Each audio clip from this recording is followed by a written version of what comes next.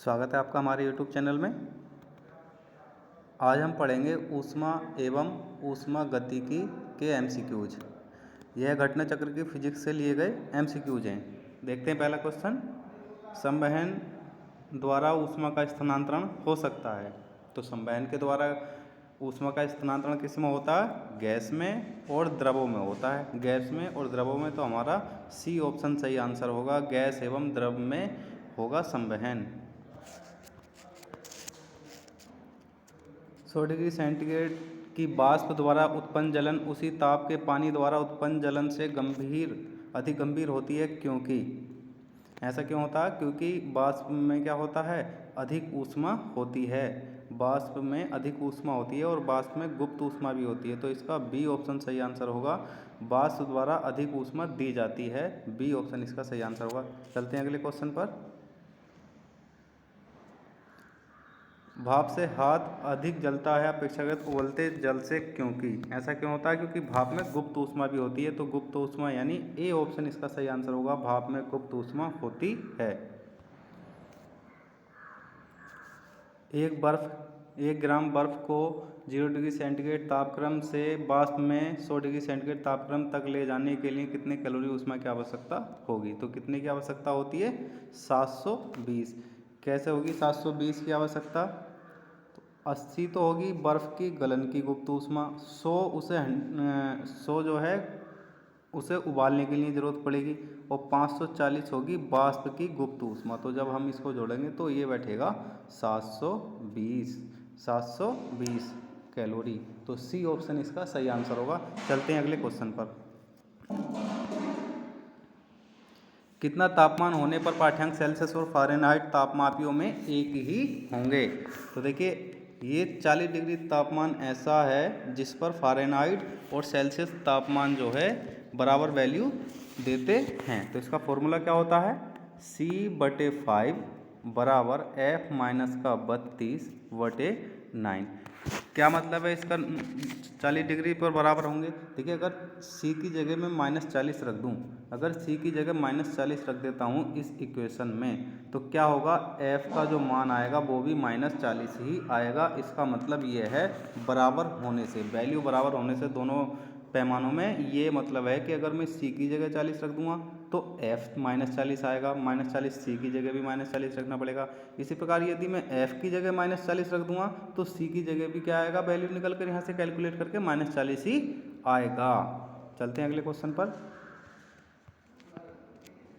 कितने डिग्री पर सेंटीग्रेड एवं फ़ारेनहाइट तापक्रम समान होते हैं? तो वही 40 डिग्री पर। तो इसका डी ऑप्शन सही होगा, -40 डिग्री। किस बिंदु पर फ़ारेनहाइट तापक्रम सेंटीग्रेड तापक्रम का दुगना होता है? यहाँ पर देखिए, दुगने की बात करिए तो हम क्या जानते हैं? फॉर्मूला जानते हैं C/5 बराबर F माइनस का 32/9। इसमें जो है हम ये वैल्यू रख के देख लेंगे ABC। जिस पर दुगना आएगी वैल्यू वही क्या होगा? वही जो है हमारा सही आंसर होगा। तो इस तरीके से डी ऑप्शन सही आंसर होगा। 160 पर दुगनी वैल्यू आएगी। एक स्वस्थ मनुष्य के शरीर का तापमान होता है, एक स्वस्थ मनुष्य का शरीर का तापमान कितना होता है? एक स्वस्थ मनुष्य के शरीर का जो तापमान होता है वो होता है 36.9 डिग्री। वास्तव में क्या होता है? 36.89 डिग्री सेल्सियस होता है। इसे 36.9 मान लेते हैं और ये लगभग 37 के ही बराबर है। तो हम अप्रोक्स में याद रख सकते हैं 37 डिग्री तापमान। और जबकि फ़ारेनहाइट में देखेंगे तो फ़ारेनहाइट में होता है 98.6 डिग्री फ़ारेनहाइट। तो ये दोनों वैल्यू आपको याद रखनी है। देखते हैं क्या है इसमें। तो इसमें 37 डिग्री सेल्सियस ये सही ऑप्शन है। 37 डिग्री सेल्सियस ही हमारा सही आंसर है, ए ऑप्शन। केल्विन मान से मानव शरीर का तापमान क्या होगा? सामान्य ताप क्या होगा? तो देखिए, हम तो काय में जानते हैं? हम जानते हैं डिग्री सेंटीग्रेड में 37 होता है और फ़ारेनहाइट में 98 होता है। तो हम 37 में क्या जोड़ देंगे? 273 जोड़ देंगे तो ये सेंटीग्रेड से क्या हो जाएगा? केल्विन हो जाएगा। इस तरीके से ये 310 डिग्री केल्विन हो जाएगा। तो 310 डिग्री जो हमारा ऑप्शन होगा वही हमारा आंसर होगा। डी ऑप्शन सही आंसर होगा। चलते हैं अगले क्वेश्चन पर। मानव शरीर का सामान्य तापक्रम 98.4 डिग्री फ़ारेनहाइट है, इसका बराबर 0 डिग्री सेंटीग्रेड में तापक्रम है। तो इसके बराबर क्या होता है, हम सेंटीग्रेड में ज्ञात करते हैं तो वही 37 डिग्री, तो 36.89 डिग्री इसका सही आंसर होगा।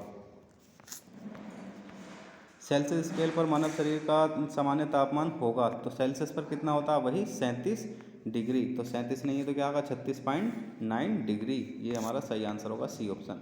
40 डिग्री सेल्सियस का मान फ़ारेनहाइट स्केल में कितना होगा, तो इसमें क्या कर लेंगे हम वही सूत्र जानते हैं, C/5 बराबर F माइनस का 32/9। इसमें हम वैल्यू रख देंगे 40 डिग्री सेल्सियस यहाँ पर, और F का मान ज्ञात कर लेंगे। तो F का मान यहाँ से कैलकुलेट होकर आ जाएगा 104। तो हमारा ए ऑप्शन सही आंसर होगा। चलते हैं अगले क्वेश्चन पर।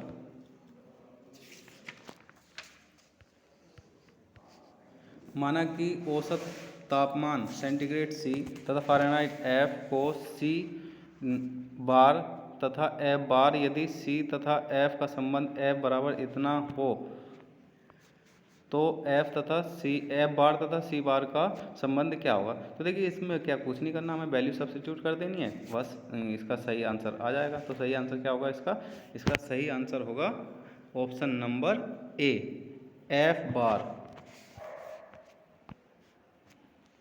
ए ऑप्शन इसका सही आंसर होगा।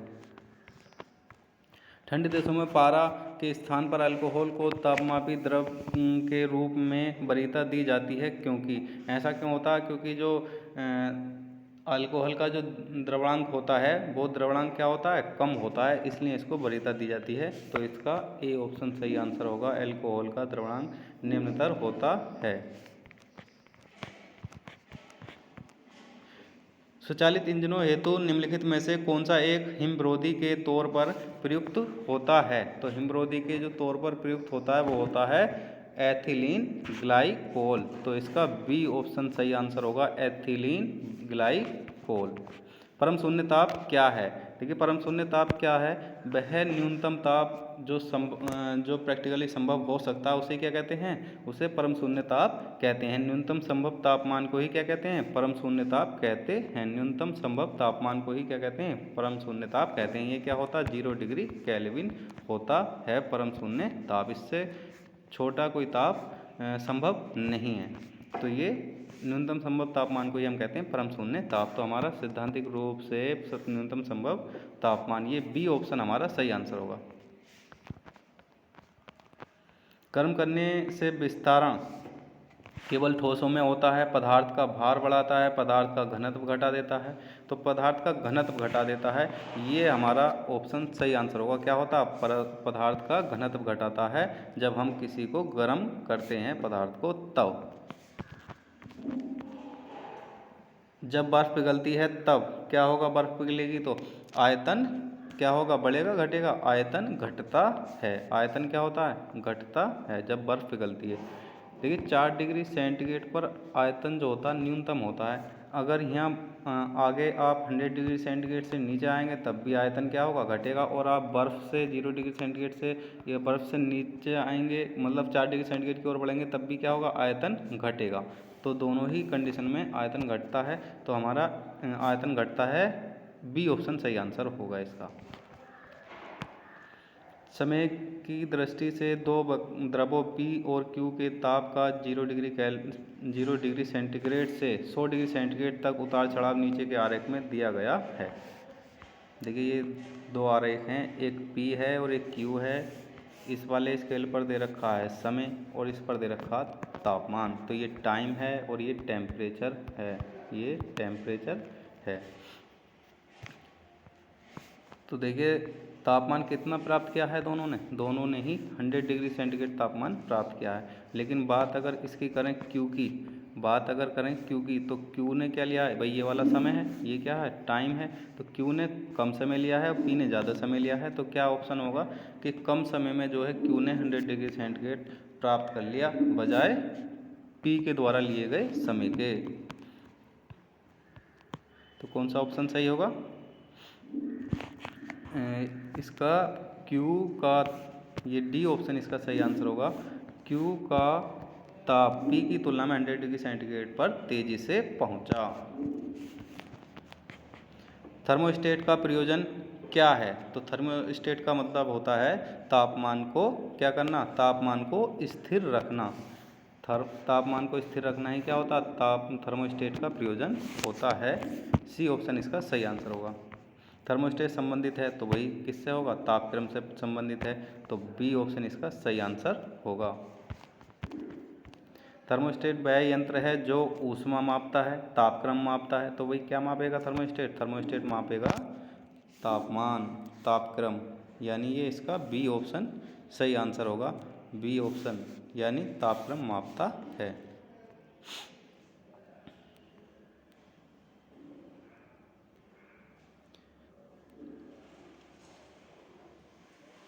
देखिए ये तापक्रम नहीं मापता, ये गलत हो गया। ये क्या मापता है, ये तापमान को क्या करता है, तापमान को स्थिर करता है। तो किसी निकाय का, ये इसका सही आंसर होगा सी ऑप्शन, किसी निकाय का तापक्रम स्वयं नियंत्रित करता है। सी ऑप्शन इसका सही आंसर होगा। तापक्रम मापता नहीं है, तापक्रम को क्या करता है, स्थिर करता है।